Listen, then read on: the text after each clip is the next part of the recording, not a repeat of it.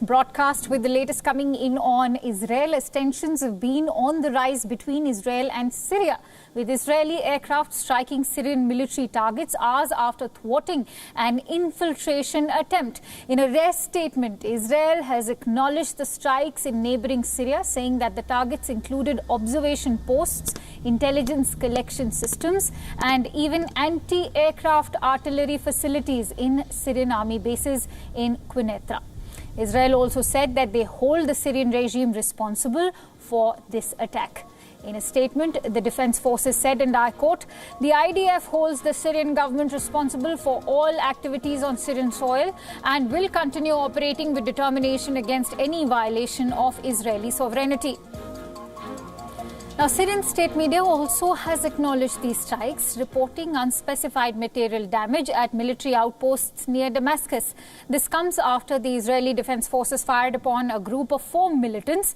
They were seen laying explosives along the border near Golan Heights. All of these militants were killed in the Israeli attack. Earlier, Prime Minister Benjamin Netanyahu said on Monday that Israel had thwarted an attempted sabotage on the Syrian front. Netanyahu also reiterated that the country would continue to harm all those who try to harm us. גם לא נחים לרגע בנושא הביטחון. אתם ראיתם שסיכלנו, צה"ל סיכל ניסיון של חבלה בחזית הסורית. פעלנו אתמול מול רצועת עזה, מול ירי סוררים, וכמובן העניין עם לבנון עדיין באוויר. אנחנו נפגע בכל מי שמנסה לפגוע בנו, ובכל מי שפוגע בנו. העיקרון הזה תקף.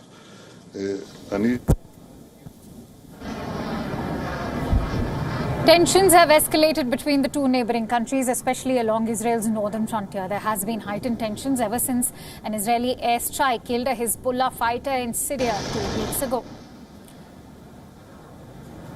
And for these latest tensions, let's quickly get in a perspective from our guest, Arsen Ostrowski, who's an international human rights lawyer and a Middle East expert. He's joining me live from Tel Aviv at this hour. Arsen, a very warm welcome to you. Now, after 40 years of calm, the Israel-Syrian frontier has heated up in recent years. How do you view the latest string of heightened tensions along Israel's northern frontiers? Look, I think there's one reason specifically for the recent heightened tensions, and that has to do with Iran. Iran is continuing to try and have a foothold in Syria, as well as, it should be noted, in Lebanon as well.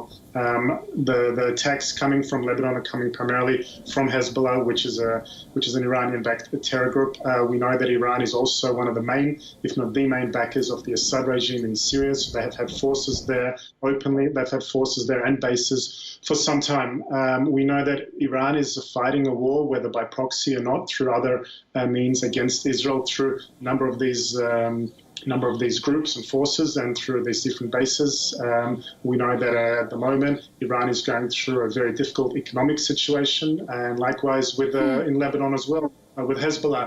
So I believe at the end of the day, whatever action is happening on Israel's northern border, whether that be with Syria or Lebanon, there is one primary reason for that, and that is the Iranian regime that is pulling the strings. Right. What's interesting is that the Israeli army has not mentioned Iran so far, but, Israel rarely acknowledges specific strikes on Syrian soil when the targets are Iranian weapons, stores or shipments. But this time, the Israeli army has categorically stated its targets. What do you make of this rare statement by the Israeli army?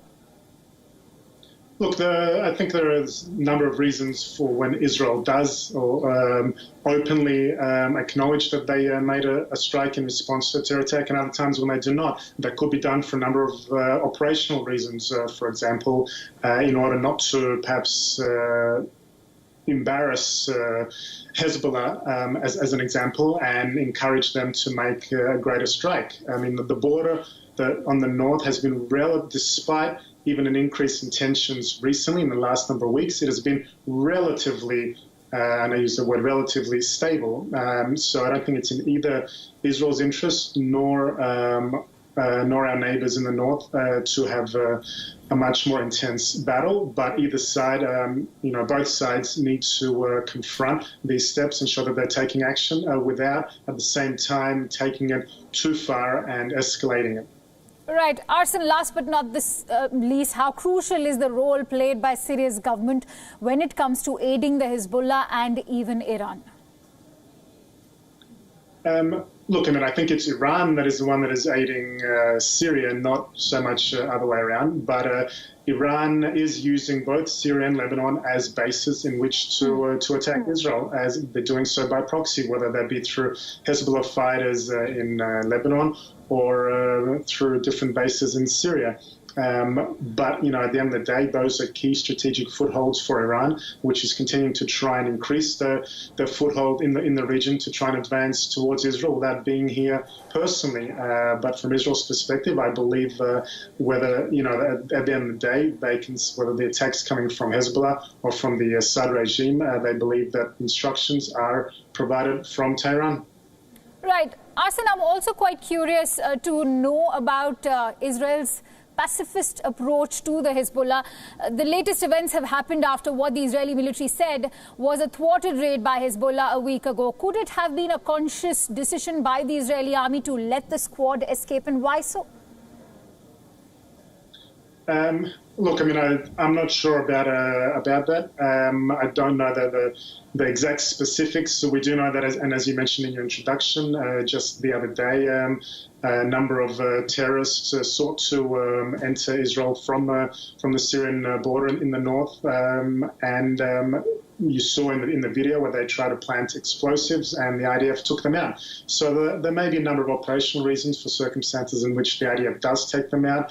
It's a very large border. Israel cannot control every millimeter of it, but certainly they monitor it very carefully. And when the operational circumstances arise, as they did overnight when the 4 terrorists sought to enter the border, which they did about 20, 30 meters inside Israeli territory, Israel took action and took them out and eliminated them. And furthermore, it should be noted they also found on them afterwards a number of weapons and guns and the like. So it was something that would have been a much bigger attack had it not been stopped in time by the IDF. Right, Arsen. Thank you so much for bringing in your precious inputs to our live broadcast.